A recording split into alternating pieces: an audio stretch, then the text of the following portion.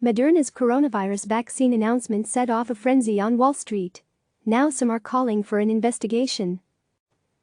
New York. Moderna set off a frenzy on Wall Street earlier this month when it announced positive, preliminary results from its coronavirus vaccine trial. As the hype grew, the young biotech company and its leading investor wasted no time capitalizing on the briefly surging stock price. Even as critics accused Moderna of overhyping the results released on May 18, a series of transactions were executed before its share price fizzled over the next week. The timing of those deals, former SEC officials said, appeared to be highly problematic and should be investigated for potential illegal market manipulation. Just hours after revealing the promising vaccine results, Moderna, MRNA, sold 17.6 million shares to the public. That share sale, unveiled after the closing bell on May 18, was priced at $76. Moderna traded at just $48 as recently as May 6. The deal instantly raised $1.3 billion.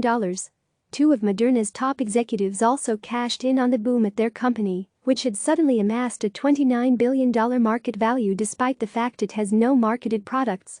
Moderna's chief financial officer and chief medical officer sold nearly $30 million of shares combined on May 18 and May 19. Those stock sales, reported first by CNN Business, were done through frequently used automated insider trading plans. These plans, known as 10b5-1 plans, lay out future trades at set prices or on set dates to shield executives from accusations they are profiting from confidential information, and Moderna says the plans are in line with its policies. Days later, Moderna's leading shareholder, venture capital firm Flagship Pioneering, sold 1 million shares on May 21 and 22 at an average price of $69.47, according to filings reviewed by CNN Business. The sales raked in $69.5 million for the venture capital firm. Flagship Pioneering was founded by Nauber Afeyan, the co-founder and chairman of Moderna. The VC firm owned nearly 51 million Moderna shares as of the end of March, according to the most recent filings. Those sales by Flagship Pioneering were not done through the automated 10b5-1 plans, even though the firm is listed as a Moderna insider. Insiders are not necessarily required to trade through such automated plans, though many opt to do so. By the time the selling was disclosed to the public via securities filings, Moderna's stock price had crashed back to earth. Moderna closed at $55.54 on Thursday, down 36% from its peak on May 18, when the vaccine results were announced. Highly problematic, the timing of the transactions, coupled with concerns from some medical experts that Moderna overstated the significance of its phase 1 vaccine trial, should be investigated by authorities, former SEC officials told CNN Business. The confluence creates an appearance, which may be inaccurate, that people were in a rush to take advantage of an early positive trial in what is often a long and tortured development of a new drug. Harvey Pitt, the former chairman of the Securities and Exchange Commission, said in an interview. Pitt, who led the SEC from 2001 to 2003, called the timing of the share sales by Moderna and its leading shareholder highly problematic.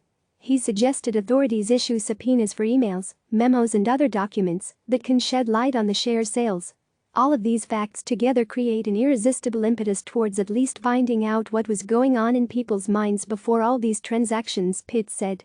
Thomas Gorman, another former SEC official, said the agency should absolutely be investigating the situation at Moderna.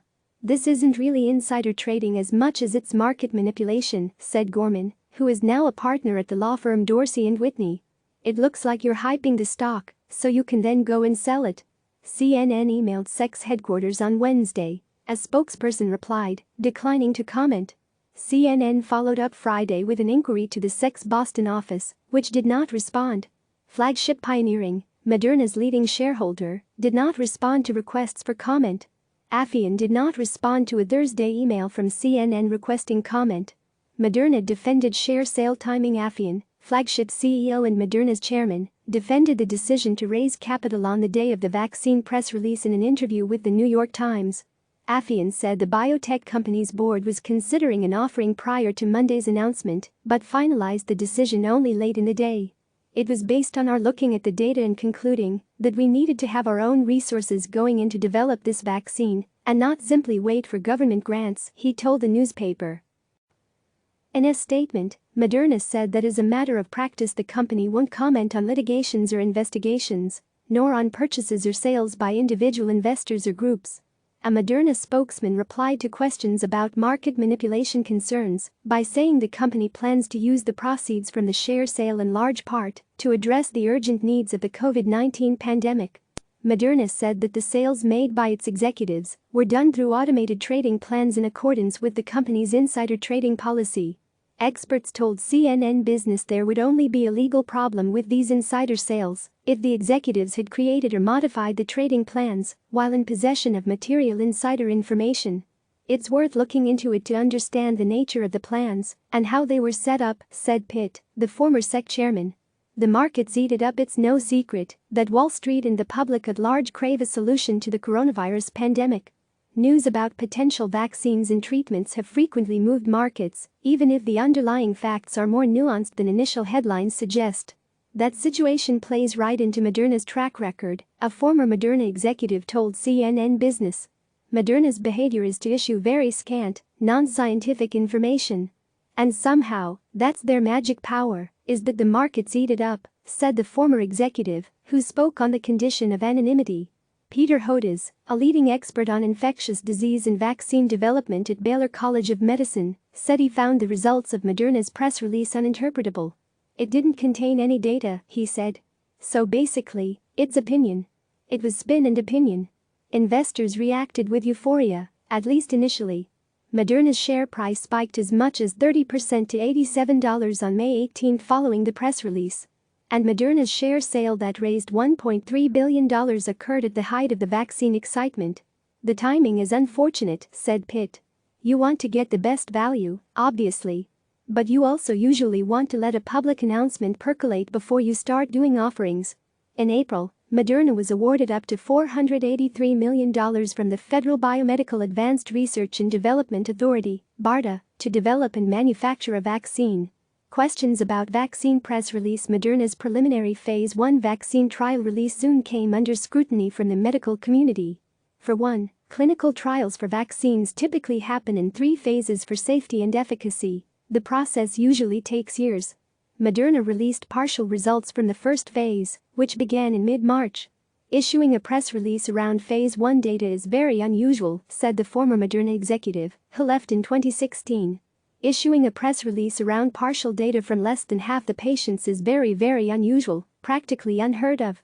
The former executive added that much about Moderna's handling of the press release will be revealed when all the results from the trial's first phase are known. At the conclusion of the trial's first phase, if the final phase 1 results are as promising as the interim results, then the press release will look better in hindsight, the executive said. In the first phase of the trial, which is led by the National Institute of Allergy and Infectious Disease, 45 volunteers received varying doses of the vaccine. When the press release was issued, results were available for 8 volunteers on the question of whether the investigational vaccine had produced neutralizing antibodies to the virus. For all 8, the answer was yes, they had developed neutralizing antibodies at levels that exceeded or were on par with levels measured in people who have naturally recovered from COVID-19. In a written statement to CNN, a Moderna spokesperson stressed that the company's press release was drafted with the help of NIAID officials. The company worked cooperatively with NIAID to properly characterize the interim data provided by NIAID, Moderna said. CNN reached out to NIAID for comment, but the agency did not provide one. Moderna said its release made clear what data was available on the first 45 subjects in the trial as well as what was available on the first 8 sentinel subjects. The company added that it told investors on a subsequent call that full results are expected at a future date. Concerns about small sample size. Still, some scientists have voiced frustration with how Moderna's statement did not reveal specific antibody levels. The metric, measured in titers, matters in part because the levels of antibodies in recovered COVID-19 patients vary widely. You shouldn't have to be in a position to guess that, said Hodes, whose lab is also working on a COVID-19 vaccine candidate using a recombinant protein technology. For a while I was trying to read between the tea leaves of their statement, and finally I kind of gave up. Hodes added that other vaccine developers have been more forthcoming about their COVID-19 data, citing, for instance, how Oxford University has posted its findings on an open access site, and how Chinese researchers published a paper on their vaccine candidate in The Lancet, an academic publication. Everybody's doing that except Moderna, he said. Dr. Paul Offit, director of the Vaccine Education Center at Children's Hospital of Philadelphia, said the sample size in Moderna's release, 8, is far too small to draw any meaningful conclusions. You are about to give a vaccine to tens of millions of people, he said. I really wouldn't issue a press release about a number of people who you could invite to a small outdoor barbecue. Pitt, the former SEC commissioner, said the episode underscores a shortfall of modern financial markets. It's part of the problem with our securities markets that, particularly given their volatility, it is possible for people to make enormous profits and gains based on relatively nothing of lasting substance, Pitt said. Affian's old biotech company misstated results. Before he started the VC firm Flagship Pioneering, Affian served as the CEO of Perceptive Biosystems, a biotech equipment maker he founded. In December 1994, with Affian leading the company, Perceptive Biosystems admitted to misstating financial results for nearly 2 fiscal years, according to a Boston Globe article at the time. The admission set off a flurry of lawsuits against Perceptive, accusing the company of issuing false statements in an effort to boost sales of its stock and inflate the price, the paper said. Affian denied the allegations to the Boston Globe at the time, calling them completely false. SEC filings show that Perceptive took charges of $15.5 million in 1995, linked in part to settling shareholder litigation related to the restated results. Affian sold off most of his stake in Perceptive, which went public in mid-1992, before the stock fell during the controversy, the Boston Globe reported. The race to develop a vaccine. Dr. Amesh Adalja, a senior scholar focused on emerging infectious disease at the Center for Health Security at Johns Hopkins University, said while he felt the initial exuberance in the press about Moderna's vaccine was perhaps premature, he found the results encouraging. It's moved the needle a little bit for me. I think that it shows that it's safe, he said. I anxiously await phase 2 trial data, which is much more useful to us in trying to demonstrate whether or not this vaccine will ultimately be effective. Moderna announced Friday that it had dosed the first patients in phase 2, which is expected to include 600 participants. Adalja said he understands why Moderna may have felt compelled to publicize the encouraging results. I think that there likely is a lot of pressure on vaccine developers to release information as quickly as possible because of the fact that we know that the only way back to any kind of normalcy is through a vaccine, he said. There are, I think, a lot of incentives to try and amplify good news when most things that we care about in the pandemic are bad news. Click subscribe to receive the latest news.